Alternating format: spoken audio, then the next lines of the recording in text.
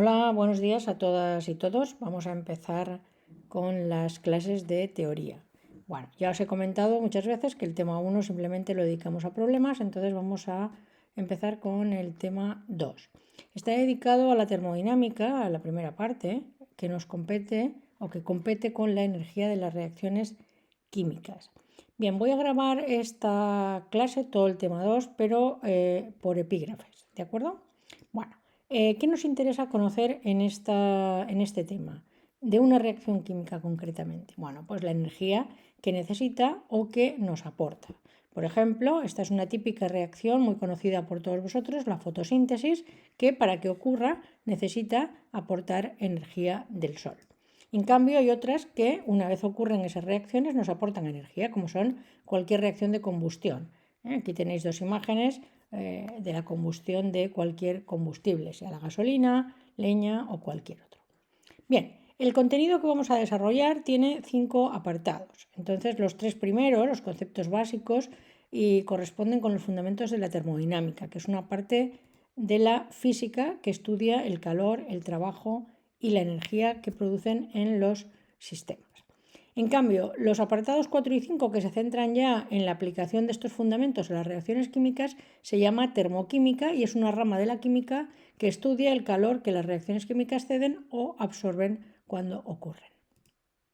Bien, pues empecemos con los conceptos básicos que siempre necesitamos definir palabras y un vocabulario específico para el tema. Empezaremos definiendo lo que es un sistema. Es la parte del universo físico que es objeto de estudio, o sea, es algo real. En cambio, llamaremos alrededores, entorno o medio ambiente al resto del universo, es decir, aquello que está fuera, que no es objeto de estudio y que puede o no interaccionar con el sistema. Y al conjunto sistema más alrededores se le llama universo termodinámico. ¿De acuerdo? Este es el panorama.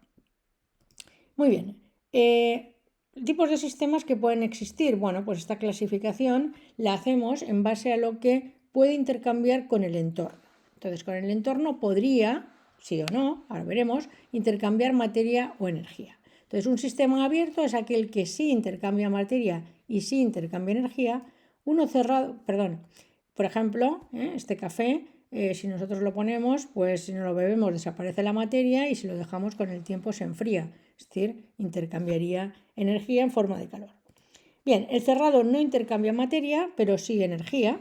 Es el caso, por ejemplo, de una lata de cualquier bebida antes de que la abramos, evidentemente. Si la sacamos de la nevera, se calienta, pues intercambia energía. En cambio, un sistema aislado es aquel que ni intercambia materia ni intercambia energía. Por ejemplo, un termo. Esto es una situación ideal, puesto que en la realidad no hay nada que al final no intercambie materia y energía, pero es una situación ideal de un sistema aislado. Bien, ¿a qué llamamos estado? Bueno, pues estado es la forma en la que está un sistema, en la que se presenta. ¿Pero qué es estar un sistema? Bueno, pues definir el conjunto de valores que tienen ciertas magnitudes termodinámicas que llamamos variables. Entonces, la variable es una magnitud física que define el estado del sistema. Por ejemplo, la temperatura, la presión, el volumen, la densidad, la composición química. Y los tipos de variables los clasificamos de dos maneras. Llamamos variables intensivas a aquellas que no dependen de la cantidad de materia del sistema, es decir, da igual cuánto tengamos, temperatura, presión, densidad, y no son por tanto aditivas.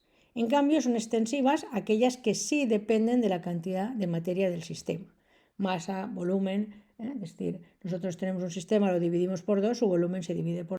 Bien, estábamos diciendo que las extensivas son aquellas que dependen de la cantidad de materia del sistema, como masa y volumen, y que si un sistema se divide en dos partes iguales, su volumen y su masa también se divide, y por tanto son aditivas, es decir, si se suman vuelven a dar el sistema original.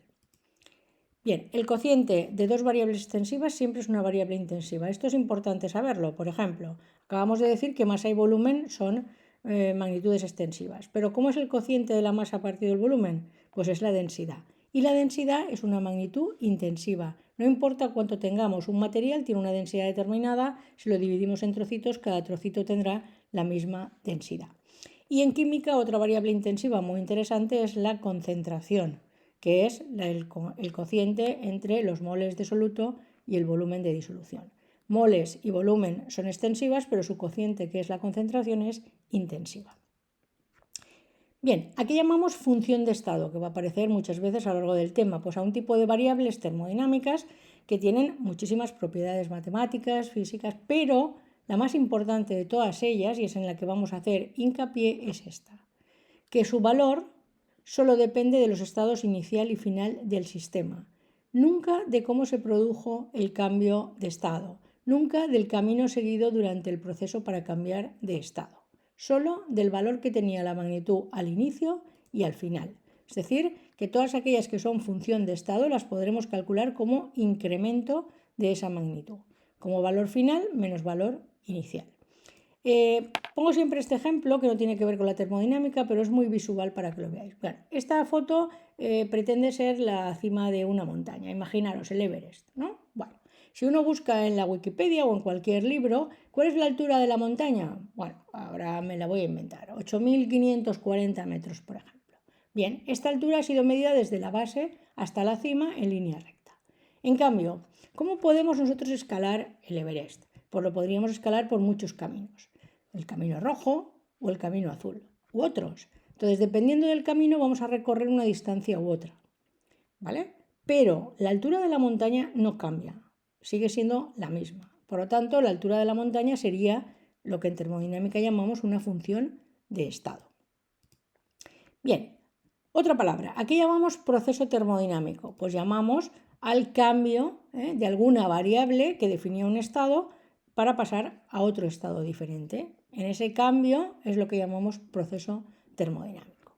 Y los procesos termodinámicos los clasificamos de muchas maneras. Por ejemplo, y esto también es muy interesante porque en las cuestiones nos van a salir estas palabras. ¿A qué llamamos proceso isotermo? Pues aquel que ocurre, el sistema cambia de estado, pero la temperatura no, la temperatura constante. Luego, la variación de temperatura, que es una función de estado, la diferencia, si no ha cambiado entre el estado inicial y final, será cero. ¿A qué llamamos proceso isóbaro? Pues al que ocurre a presión constante, por lo tanto el cambio de presión, cero. Isócoro, al que ocurre a volumen constante, por lo tanto incremento de volumen cero. Adiabático, palabra interesante, aquel que ocurre sin intercambio de calor con los alrededores. Calor es la Q pequeñita. Cíclico, aquel que coinciden todas las variables del estado inicial con el final, es decir, ha habido un proceso, pero al final hemos vuelto al mismo sitio. Pues en este caso, la variación de cualquier variable función de estado será cero.